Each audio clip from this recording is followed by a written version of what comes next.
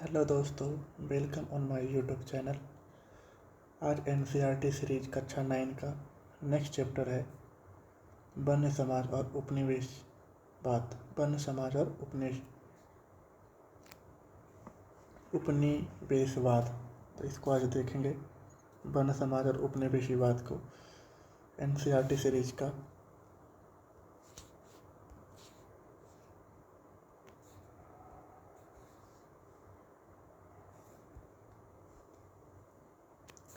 तो भारत के प्रथम वन महानिदेशक कौन थे? तो ब्रैंडिस थे। भारत के प्रथम वन महानिदेशक कौन थे? तो ब्रैंडिस थे। भारतीय वन सेवा की स्थापना कब हुई थी? तो 1864 में हुआ था। भारतीय वन सेवा की स्थापना कब हुई? 1864 में। भारतीय वन अधिनियम कब बना था? ये 1865 में बना था। ध्यान रखना है, भारतीय वन अधिनियम बनता है 1865 में, लेकिन भारतीय वन सेवा की स्थापना होती है 1864 में। 1906 में इम्पीरियल फॉरेस्ट इंस्टीट्यूट की स्थापना कहाँ की गई थी? तो देहरादून में की गई थी। 1906 में इम्पीरियल फॉरेस्ट इंस्टीट्यूट की स्थापना देहरादून में की गई थी। इम्पीरियल फॉरेस्ट रिसर्च इंस्टीट्यूट की स्थापना 1906 में की गई थी। मुख्यालय कहाँ है? देहरादून में है। देहरादून के इम्पीरियल फॉरेस्ट इंस्टीट्यूट में जिस वन्य प्रणाली का अध्ययन कराया जाता है वो क्या है? तो वो आपका क्या है? वो आपका वैज्ञानिक वानिकी है। क्या है? वैज्ञानिक वानिकी। सन 1600 में भारत की भूमि का कितना प्रतिशत भाग जो है कृषि के अधीन था? तो 1/6 भाग था। 1/6 भाग था। भारत के कौन अंग्रेज अफसर बाघ के शिकार के लिए प्रसिद्ध थे? तो याद रखना है, जॉर्ज यूल। काफ़ी फेमस क्वेश्चन है कि भारत के कौन से अंग्रेज अफसर बाघ के शिकार के लिए प्रसिद्ध था? तो जिनका नाम है George Yule. Indravati tiger reserve कहाँ स्थित है? किस राज्य में है? तो ये छत्तीसगढ़ में है, इंद्रावती टाइगर रिजर्व।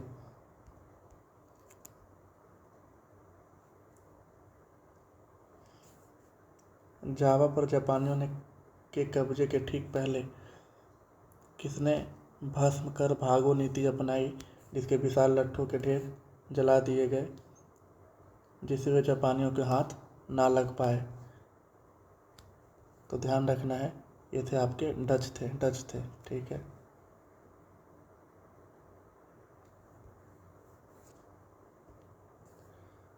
सबसे अच्छे जंगलों को क्या कहा गया है? तो आरक्षित वन कहा गया है।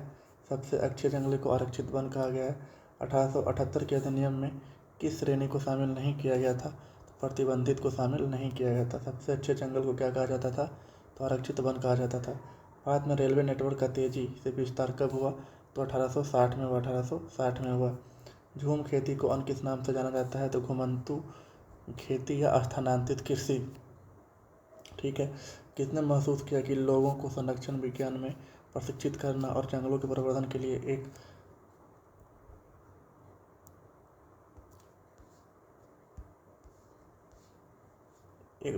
व्यवस्थित तंत्र देना? तो ये आपका कौन थे? तो ये आपका ब्रैंडिस थे। ब्रैंडिस। ठीक है, ब्रैंडिस थे। ध्यान रखना है। जंगलों में खाना पकाने और रोशनी के लिए लोग तेल कहाँ से प्राप्त करते थे? तो महुए के फल से प्राप्त करते थे। किसे अपराधी कबीला नहीं कहा जाता था? संथाल जो था अपराधी कबीला नहीं था। कौन कुशल वन काटने वाला समुदाय था? तो जावा के कलांग समुदाय जो था कुशल वन काटने वाले समुदाय में से थे।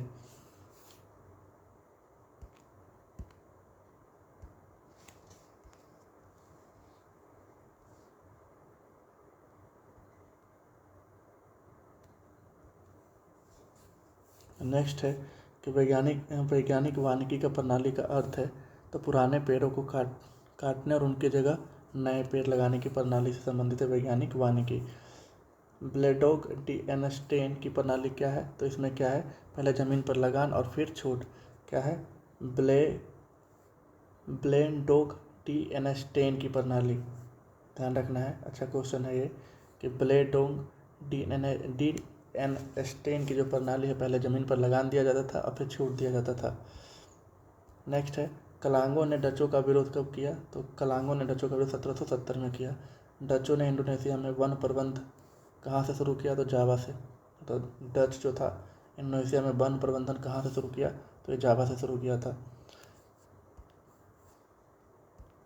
सन 1890 के आसपास किस जंगल में रांदू लागतुंग गांव के निवासी सुरोन्तिको सामिन ने जंगलों पर राजकीय मालिकाने पर सवाल प्रारंभ कर दिया था? सवाल तो ये था आपका सागौन के जंगल के। बस्तर किस राज्य के सबसे दक्षिण छोर पर आंध्र प्रदेश, उड़ीसा, महाराष्ट्र की सीमाओं पर लगा हुआ क्षेत्र है? तो बस्तर आपको पता है, बस्तर आपका छत्तीसगढ़ में है। बस्तर आपका छत्तीसगढ़ में है।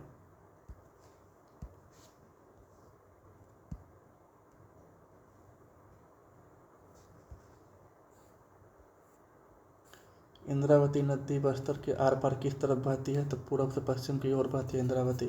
उलगुलान विद्रोह किस क्षेत्र से जुड़ा हुआ है? तो उलगुलान विद्रोह जो है किससे जुड़ा है? तो ये आपका बिरसा मुंडा, और क्षेत्र पूछ देगा तो रांची वाला क्षेत्र।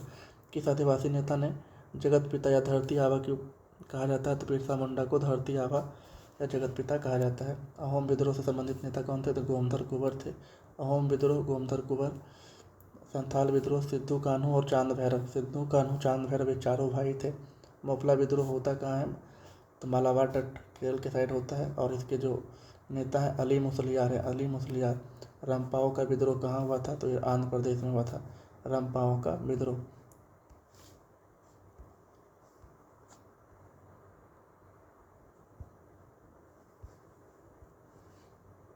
आगे कि नील आंदोलन का नेतृत्व कौन करता है? तो दिगंबर करते हैं नील आंदोलन का नेतृत्व। रामोसी विद्रोह के नेता कौन थे? रामोसी चित्तर सिंह। रामोसी चित्तर सिंह। भील विद्रोह से प्रभावित क्षेत्र कौन था? तो पश्चिमी घाट था। पागलपंथी विद्रोह से प्रभावित क्षेत्र कौन है? तो असम है। पागलपंथी विद्रोह असम। पॉलीगरों का विद्रोह तमिलनाडु। पॉलीगरों का विद्रोह तमिलनाडु। तीरथ सिंह जो है, तीरथ सिंह खांसी विद्रोह के संबंधित है। तीरथ सिंह खांसी विद्रोह से संबंधित है, ध्यान देना है। तीरथ सिंह जो है ये आपका खांसी विद्रोह से संबंधित है, ठीक है। खांसी तीर के मारा जाता है तो तीरथ सिंह। और रामोसी विद्रोह के जो नेता है चित्तर सिंह है, ध्यान रखना है। तो किसकी मौसी? तो चित्तर सिंह की मौसी, ध्यान रखना है ऐसे करके, ठीक है। देहरादून के इम्पीरियल फॉरेस्ट इंस्टीट्यूट में जिस वन प्रणाली का अध्ययन जिस वन्य जीव प्रणाली का अध्ययन कराया जाता है वो कौन सी थी? तो वैज्ञानिक वानिकी देख चुके हैं। 1865 के वन अधिनियम में संशोधन कब होता है? तो 1878 में होता है और 1927 में होता है। कांटेदार छाल वाला वृक्ष कौन है? तो सेमूर है कांटेदार छाल वाला वृक्ष। स्थानांतरित कृषि का अन्य नाम क्या है? तो झूम कृषि, जो उत्तर पूर्वी भारत में होता है। क्या है? चाय के बागानों पर काम करने वाले समुदाय कौन थे? तो संथाल थे। बिरसा मुंडा ने जिस क्षेत्र में वन समुदाय के विद्रोह का नेतृत्व किया वह कौन सा था? तो छोटा नागपुर का क्षेत्र था। जावा का कौन सा समुदाय वन काटने में कुशल था? तो कलांग था। विदेश में निम्न में से कौन सा नाम झूम कृषि में इस्तेमाल नहीं होता है? तो थारू नहीं होता है।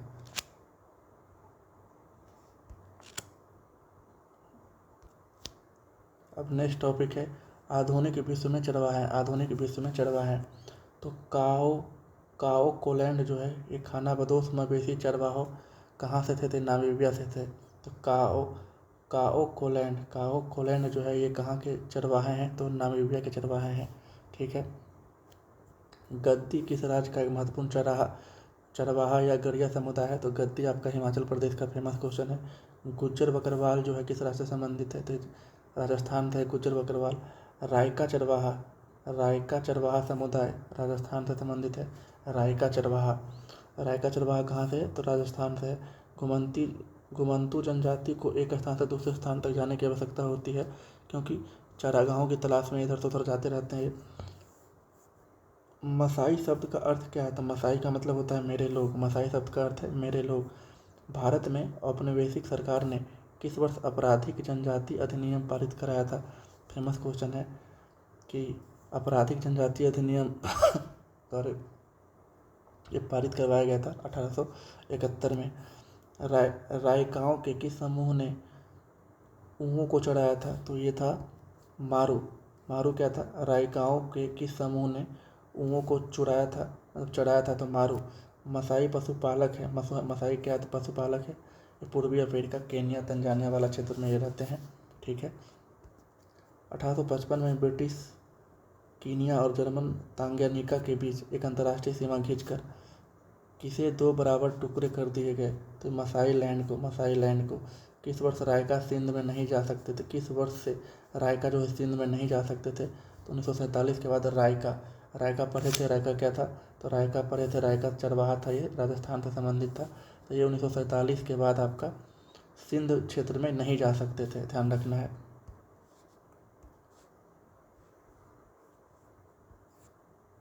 आगे है कि धंगर, धंगर किस राज्य की एक जाना माना चरवाहा है? तो धंगर आपका महाराष्ट्र का है, धंगर महाराष्ट्र का है। रायका समुदाय राजस्थान का है। तो धंगर ध्यान रखना है, रायका ध्यान रखना है, ठीक है।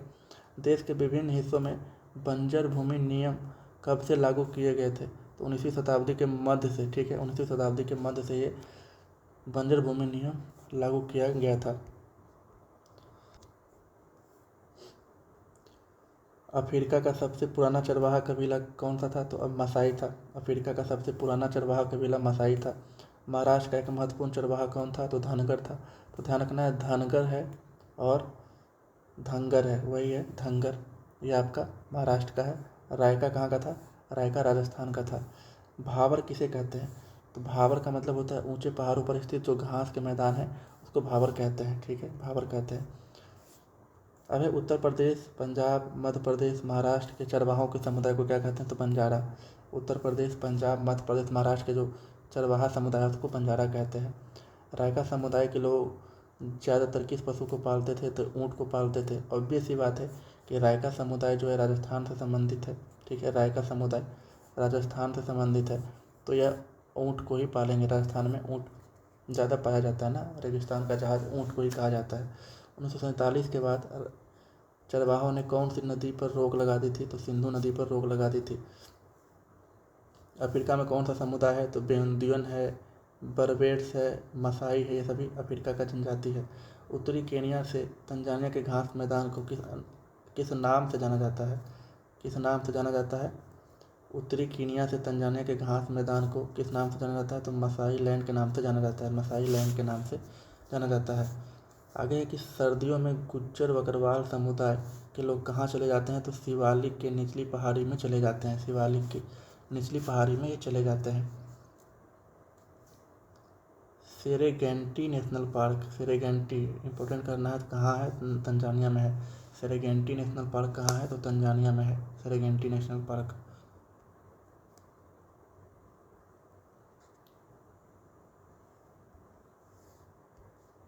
मसाई लैंड के दो बराबर हिस्से कब बनाए गए? तो 1885 में मसाई लैंड के दो बराबर हिस्से बनाए गए। जम्मू कश्मीर गुज्जर बकरवाल समुदाय के लोग किस जानवरों के बड़े बड़े रेवर रखते हैं? तो ये भेड़ बकरी के रेवर रखते हैं, मतलब बहुत ज़्यादा गुज्जर बकरवाल समुदाय जो है आपका, गुज्जर बकरवाल समुदाय जो है आपका भेड़ बकरी का पालन ज़्यादा करते हैं। गढ़वाल और कुमायूं पहाड़ी के निचले हिस्से के आसपास सूखे या शुष्क जंगल का इलाका क्या कहलाता है? तो भावर कहलाता है। इंपॉर्टेंट क्वेश्चन है कि गढ़वाल कुमायूं पहाड़ी के निचले हिस्से के आसपास सूखे और शुष्क जंगल के इलाके को भावर कहते हैं। सितंबर अक्टूबर में काटने वाली फसलों की कौन सी फसल है? तो सितंबर अक्टूबर में किसको काटते हैं? खरीफ फसल। इसका बुआई होता है दक्षिण पश्चिम मानसून के बाद। खरीफ फसल को रोपा जाता है जून जुलाई में और सितंबर अक्टूबर में इसको काट लिया जाता है, ठीक है। किन किसानों ने धंगरों का स्वागत किया था? तो कोंकणी किसान जो है धंगरों का स्वागत किया था। गोल्ला समुदाय, गोल्ला समुदाय कहाँ के लोग हैं? तो गोल्ला समुदाय आपका कर्नाटक के हैं। गोल्ला समुदाय जो है आपका कर्नाटक के हैं। गोल्ला समुदाय आपका कर्नाटक का है। किस महीने में रबी फसल की बुआई होती है? तो अक्टूबर नवंबर में रबी फसल का बुआई होता है। रबी फसल का कटाई कब कर लिया जाता है? तो मार्च अप्रैल में कर लिया जाता है, मार्च अप्रैल में। गद्दी समुदाय के लोग सर्दी में मौसम में अपना समय कहाँ व्यतीत करते हैं? तो लाहौल और स्पीति में समय व्यतीत करते हैं। भारत में वनों का पहला इंस्पेक्टर जनरल कौन था? तो जर्मनी का डेट्रिक वेटिज, जर्मनी का डेट्रिक वेटिज, इंपॉर्टेंट मार्क कर लेना है। भारत में वनों का पहला इंस्पेक्टर जनरल कौन था? तो जर्मनी का डेट्रिक वेटिज था, ठीक है। उन बीजों का नाम बताइए जिनसे निकाला गया तेल चॉकलेट बनाने में काम आता है। तो साल का बीज है, साल का बीज से क्या बनाते हैं? तो तेल का चॉकलेट बनाया जाता है।